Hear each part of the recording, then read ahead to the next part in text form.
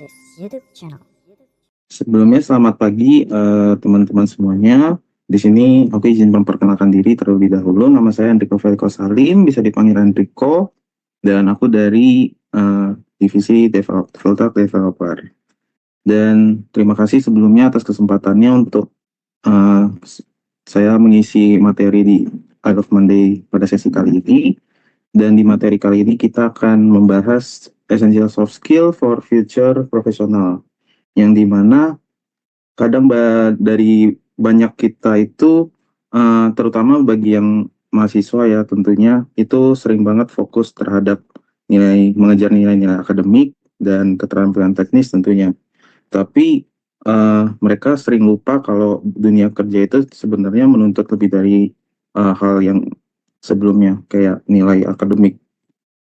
Nah, hari ini kita akan bahas tentang apa aja sih soft skill yang wajib kalian miliki dan bagaimana cara kita bisa melatih soft skill itu mulai dari sekarang.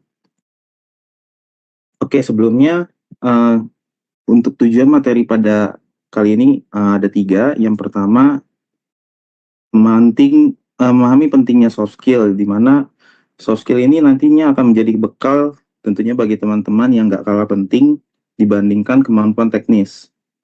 Yang kedua, kita akan mengenal skill-skill yang paling dibutuhkan di dunia kerja saat ini. Kemudian yang ketiga, nah ini yang paling penting kalau kita bisa mulai berkembang sejak dini, dan di mana keterampilan-keterampilan ini, soft skill ini bukan cuman bawaan dari lahir atau bakat bawaan aja, cuman kalian bisa latih soft skill itu sendiri atau mengasah soft skill itu sendiri. Oke, selanjutnya kita harus tahu nih apa itu soft skill. Soft skill itu adalah sebuah kemampuan non teknis yang berkaitan dengan cara seseorang berinteraksi dan bekerja. Nah, di sini ada 4 poin penting, yang dimana yang pertama komunikasi, kolaborasi atau kerjasama, menyelesaikan masalah atau problem solving, dan juga adaptasi. Nah, bedanya dengan hard skill, soft skill ini dia bukan soal kalian bisa pakai aplikasi apa aja, atau misal pakai aplikasi Word, atau misal kalian coding, kalian jago di framework Laravel atau Next.js. Bukan soal itu, tapi lebih ke gimana caranya kita bersikap dalam komunikasi atau kerjasama dalam tim. Oke, selanjutnya apa sih itu perbedaan soft skill dengan hard skill? Hard skill itu dia adalah technical skill, yang dimana kemampuannya itu sifatnya teknis, hal-hal yang bersifat teknis dan juga dapat diukur atau bisa diukur. Nah, hard skill ini bisa dipelajari lewat tools-tools tertentu, misal dengan pelatihan, ikut pelatihan, workshop, dan lain sebagainya. Contoh singkatnya seperti coding atau desain itu bisa ada buktinya lewat sertifikat atau portofolio. Nah, di sisi lain ini ada soft skill. Soft skill ini sifatnya itu personal atau interpersonal. Nah, kemampuannya ini berbasis karakter dan juga relasi dengan orang lain. Yang dimana soft skill ini nggak cuma bisa didapat dari workshop atau pelatihan-pelatihan yang udah dijalani, tapi soft skill ini bisa didapat lewat pengalaman. Nah, berkembangnya lewat praktek dan juga interaksi nyata teman-teman sehari-hari. Contohnya seperti komunikasi, kemudian leadership juga. Itu bisa dilihat dari cara-cara sikap atau cara kita bekerja sama dengan orang lain. Jadi intinya soft skill ini sebagai penentu seberapa jauh kita bisa melangkah di dalam kehidupan kita sehari-hari. Nah, selanjutnya kenapa soft skill ini penting banget di dalam dunia profesional atau dunia kerja? Itu ada 4 alasan utama. Yang pertama, teamwork menjadi lebih efektif. Nah, soft skill ini bisa mempermudah kerjasama antar peran atau antar divisi tentunya. Yang dimana di dunia kerja ini hampir semua pekerjaan besar dikerjakan itu dalam tim dan bukan dalam individual atau sendirian. Nah, yang kedua ini bisa meningkatkan leadership juga. Nah, soft skill ini bisa membentuk atau membuat kemampuan untuk mengarahkan dan memotivasi tim. Nah, ini penting banget kalau kita belum menjadi seorang manajer sekalipun. Jadi, kita bisa meningkatkan skill leadership kita. Yang ketiga itu mempermudah adaptasi, yang dimana soft skill ini juga bisa membantu kita untuk menyesuaikan diri dengan perubahan yang ada atau budaya kerja yang baru. Nah, misalnya saat teman-teman nanti pindah ke perusahaan lain atau ke tempat lain atau ganti tim dan lain sebagainya macam, itu bisa teman-teman lebih bisa mudah untuk beradaptasi atau menyesuaikan diri. Nah, yang terakhir, yang keempat, itu adalah komunikasi yang kuat. Komunikasi yang kuat ini sangat mendukung interaksi kita, baik dengan klien ataupun dengan rekan kerja kita sehari-hari. Next, ini aku kasih tahu sedikit tentang fakta-fakta dunia kerja. Itu yang pertama adalah soal attitude dan communication. Nah, banyak perusahaan yang lebih melihat attitude kita dan juga komunikasi kita dibandingkan hanya sekedar dari nilai akademik aja. Jadi, meskipun nilai-nilai kalian itu bagus, tapi itu bukan jaminan yang utama di dalam dunia kerja atau faktor yang bisa kalian diterima di dunia kerja ataupun sukses dalam berkarir. Tapi yang penting itu adalah soal attitude dan juga komunikasi kalian. Jadi komunikasi kalian dan juga attitude kalian juga harus baik dan sebanding dengan nilai kalian. Lalu yang kedua adalah karir itu pastinya berkembang lebih cepat. Jadi soft skill ini bisa membantu seseorang dalam berkembang yang lebih cepat di dalam jenjang karirnya. Di mana orang yang pintar itu secara teknis dia tuh pintar secara hard skill-nya, cuman mungkin dia sulit untuk berkomunikasi atau bekerja sama. Nah, ini justru memperlambat dalam peningkatan atau misalnya mau naik jabatan, itu pasti sangat berpengaruh soft skill ini.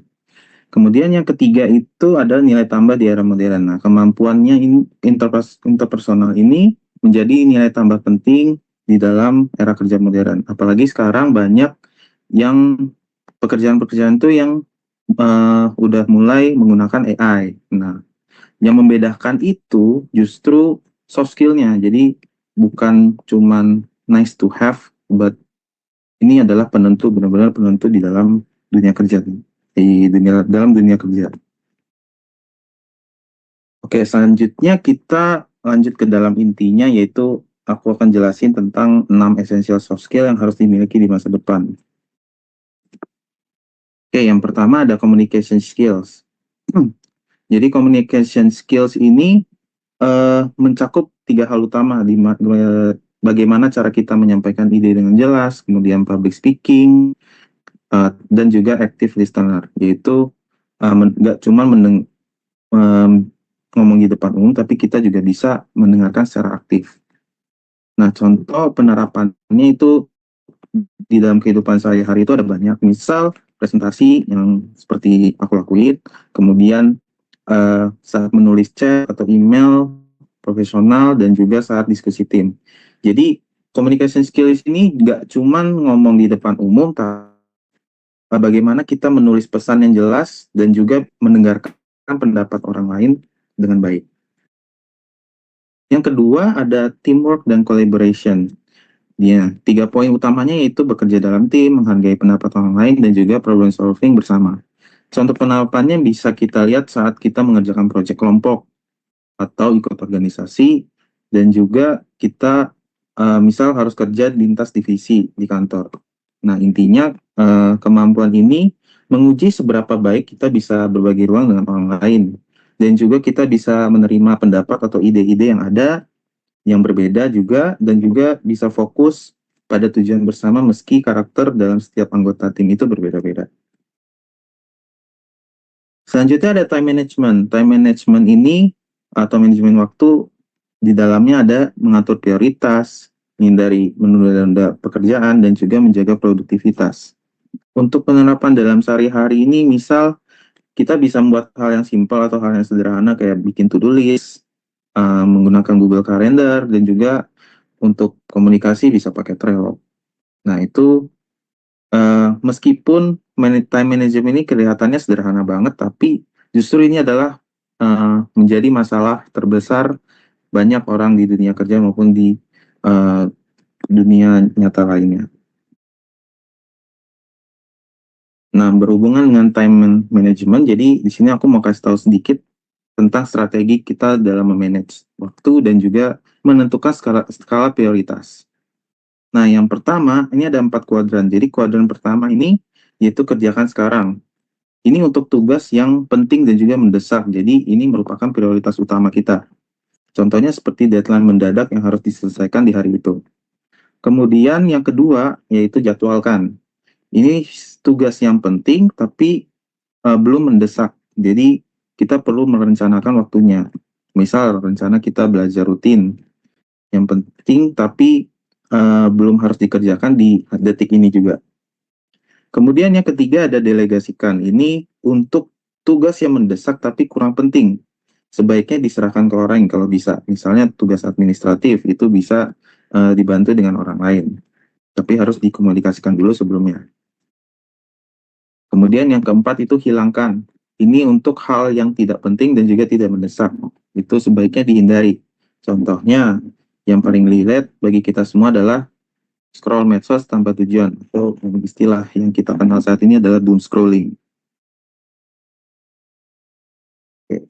Selanjutnya, ini langkah praktisnya untuk menerapkan time management. Yang pertama, tulis semua tugas-tugas yang ingin teman-teman kerjakan. Jadi kalian tulis pekerjaan, urutannya, nyesuaiin sama prioritas, jangan langsung mengerjakan tanpa ada gambaran terlebih dahulu. Kemudian yang kedua, nilai urgensi dan dampak. Jadi tempatkan tiap tugas itu ke salah satu 4 kuadran tadi, antara itu kerjakan sekarang, jadwalkan, delegasikan, dan juga hilangkan. Kemudian alokasikan waktu. Nah, atur waktu sebaik mungkin untuk tugas-tugas dengan prioritas tinggi supaya tidak terganggu atau terburu-buru dalam mengerjakannya. Terakhir, itu evaluasi dan sesuaikan. Tinjau ulang atau review ulang prioritas secara berkala setiap hari maupun bisa setiap minggu. Karena prioritas itu bisa berubah seiring berjalannya waktu. Oke, kita lanjut ke poin essential soft skill, yaitu critical thinking dan juga problem solving. Ini seperti menganalisis masalah, mencari solusi efektif, dan juga pengambilan keputusan. Nah, contoh penerapannya kita temui saat di dalam tim dan ada konflik dalam sebuah tim. Nah, bagaimana cara kita untuk menganalisis akar permasalahannya sebelum kita bereaksi atau merespons. Atau mungkin saat menghadapi deadline yang mendadak, di mana kita harus menemukan solusi yang terbaik dengan cepat, dengan sumber daya, dan juga waktu yang terbatas tentunya. Kemudian ada adaptability, ini kemampuan beradaptasi. Itu seperti cepat belajar hal baru, fleksibel dalam perubahan, dan juga memiliki growth mindset. Nah, ini kenapa relevan di dalam dunia kerja? Karena dunia kerja ini terus-menerus berubah dan juga teknologi yang berkembang itu juga sangat cepat. Tentunya orang yang sulit menerima perubahan atau kaku itu akan cepat tertinggal dibandingkan orang yang memiliki soft skill adaptability ini, karena justru akan terus punya peluang baru ke depannya. Kemudian ada leadership. Leadership ini di dalamnya ada mengarahkan tim, bertanggung jawab, dan juga mengambil inisiatif. Ada satu hal penting yang harus digarisbawahi, leadership itu tidak harus menjadi ketua, tapi sikap kepemimpinan itu bisa dimulai dari tanggung jawab dan inisiatif kecil. Jadi bukan cuman kita harus menjadi leader dalam sebuah tim, tapi sikap leadership ini bisa dimulai dari hal-hal yang kecil, seperti bertanggung jawab atas tugas-tugas kita, atas job-job kita, job desk kita. Kemudian berani nggak untuk mengambil inisiatif, meski bukan pemimpin dalam suatu kelompok atau leader dalam sebuah kelompok. Jadi, siapapun kalian, di posisi apapun, leadership ini bisa kalian latih tentunya. Nah, selanjutnya bagaimana sih cara kita mengembangkan soft skill ini? Pastinya mulai dari diri kita sendiri, karena mau mulai dari mana lagi kalau bukan dari niat kalian sendiri. Yang pertama, itu ada membaca dan belajar komunikasi. Itu bisa melalui buku, artikel, atau konten-konten pengembangan diri yang sekarang udah mudah banget diakses di sosmed tentunya. Kemudian yang kedua bisa ikut seminar atau workshop atau pelatihan. Nah, ini bisa banget belajar langsung dari praktisi-praktisi dan juga pengalaman nyata di dalam lapangan yang biasanya jauh lebih berkesan dibandingkan sekedar baca teori saja. Kemudian yang ketiga, latihan public speaking. Biasakan diri kalian untuk menyampaikan gagasan di depan orang lain, mulai dari lingkup terkecil dulu ya, di dalam tim misalnya. Kemudian yang terakhir, memperluas networking. Ini sangat penting banget karena relasi ini bisa buka peluang untuk belajar lebih lagi dan juga berkolaborasi dengan orang-orang tertentu atau orang baru. Yang penting soft skill ini nggak bisa didapetin secara instan, tapi butuh adanya konsistensi dan juga latihan yang berulang. Oke, terakhir untuk kesimpulan kita pada materi hari ini adalah yang pertama, hard skill itu membantu mendapatkan pekerjaan. Ini merupakan salah satu tiket masuk untuk kita di dalam dunia kerja. Kemudian yang kedua, soft skill ini membantu kita berkembang dalam karir. Setelah masuk, soft skill inilah yang menentukan bagaimana atau seberapa jauh kita itu bisa naik dan juga berkembang. Dan soft skill ini yang ketiga dapat dilatih sejak sekarang. Justru semakin kita dilatih dari sekarang, tentunya nanti semakin terbiasa juga di saat benar-benar terjun ke dunia profesional. Dan sebelum saya menutup, saya ada sedikit kutipan yang menurut saya ini bagus ya. Your technical skills may get your foot in the door, but your soft skill will open more opportunities. Jadi artinya kemampuan teknis kita mungkin yang membuka pintu pertama, tapi soft skill inilah yang akan membuka lebih banyak peluang selanjutnya. Oke, baik. Itu dia materi pada hari ini tentang essential soft skill for future professional. Semoga materi ini bisa bermanfaat bagi teman-teman semuanya, dan semoga kalian juga bisa memulai mempraktekkan minimal 1 atau 2 soft skill yang tadi tempat kita bahas sebelumnya. Ya, terima kasih atas perhatiannya. Kalau ada pertanyaan atau tanggapan, boleh saya persilakan. Terima kasih. Oke, sebelumnya terima kasih ya, Mas Enrico atau Kak Ya, Felix untuk panggil saja penjelasan nggak apa-apa. terkait penjelasannya nih untuk soft skill, terutama apalagi kita nih di dunia kerja kan cukup apa namanya bisa dibilang relatable lah ya dengan soft skill ini yang dimana tanpa kita sadari sebenarnya kita pakai dan gunakan dalam kerjaan kita sehari-hari gitu. Apalagi saya sebagai bisa dibilang di sisi support secara divisi timnya, di mana tuh untuk soft skill yang komunikasi dan problem solving itu cukup penting lah ya, karena dari baik tiket yang masuk itu harus kita komunikasikan terhadap user, dijelaskan dengan baik agar dari kita juga mengerti dan juga dari user pun juga mengerti dan tidak salah paham, dan juga problem solvingnya harus dilakukan secara cepat dan juga agar tidak membuat user tuh menunggu gitu kan. Cuma ya, poin-poinnya tadi salah satu yang dari beberapa 6 soft skill kalau tadi yang di-mention ya, yang bagi saya cukup apa namanya, kayak penting atau enggak paling relatable apalagi di kehidupan sehari-hari ya, itu terutama yang time management itu ya. Di mana tadi sempat dibilangin ada kayak strategi manajemen waktu yang dan prioritasnya, baik yang langsung dikerjain, jadwalin, delegasiin, sama hilangin. Nah, terutama bagian yang hilangin tuh salah satu contoh kan yang doom scrolling lah, itu tuh emang jujur ya sampai sekarang aja saya juga masih lakuin ya, kayak ada aja yang pengen dilakuin tapi taunya malah kelanjut scroll nggak jelas, kayak nggak guna gitu kan ke keadaan kita. So, makanya itu dengan dari poin-poin kita harus lebih memperhatikan lagi ya untuk mengatur waktu kita agar biar nggak tersia-siakan aja gitu, karena waktu kan ya ada orang yang bisa hidup panjang, coba kan nggak semua ya, kita nggak tahu ya kapan ya. Semuanya sudah diatur gitu ngomongnya. Makanya itu yang pengen kayak coba bisa diatur lagi itu dari kehidupan saya juga secara sehari-hari. Terus juga dari langkah praktis tadi sempat ada yang cukup menarik. tulis semua apa nih tadi, sempet catat, tulis semua tugas, nilai urgensi dampak, alokasikan waktu, time blocking, atau evaluasi sesuaikan. Nah, itu alokasikan waktu, salah satunya lagi yang harus diatur, dan yang sempet, I guess, yang caught my eye ya, bisa dibilang, itu quote yang terakhir, your technical skill may get your foot in the door, but your soft Yes. skill will open more opportunities.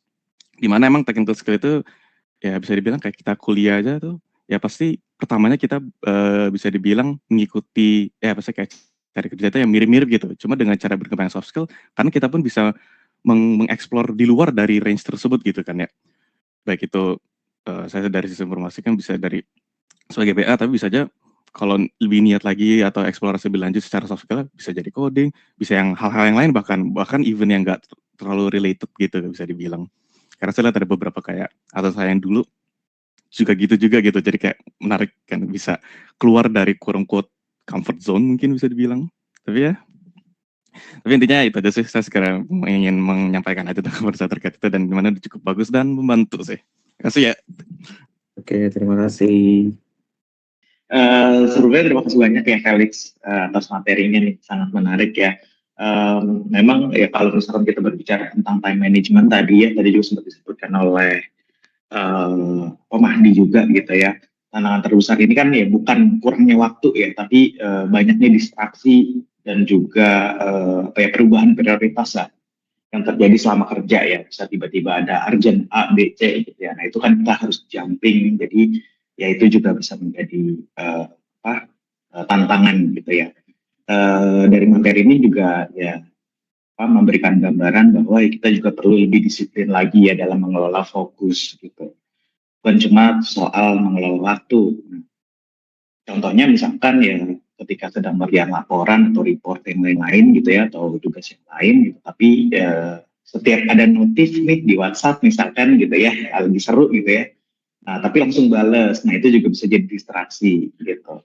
Nah mungkin yang paling relate itu sekarang ini terjadi sama saya sih gitu ya, di pagi hari ini kan kita bekerja gitu ya di hari Senin. Nah semalamnya itu kebetulan saya bergadang nonton final Piala Dunia gitu ya.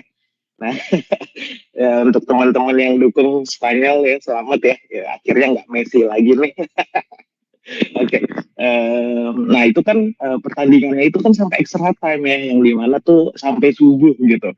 Nah terus paginya tuh harus masuk kerja gitu ya. Tapi ya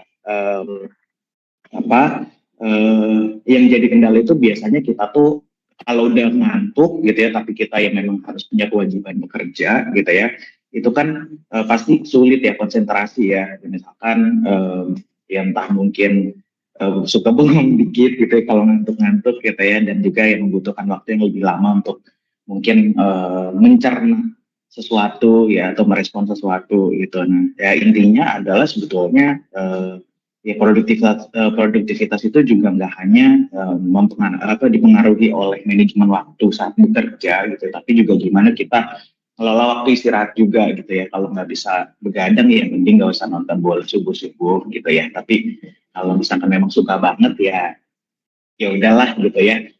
Ada konsekuensi yang harus diambil. Paling itu aja dari saya. Terima kasih banyak ya Felix atas pemaparan materinya. Thank you.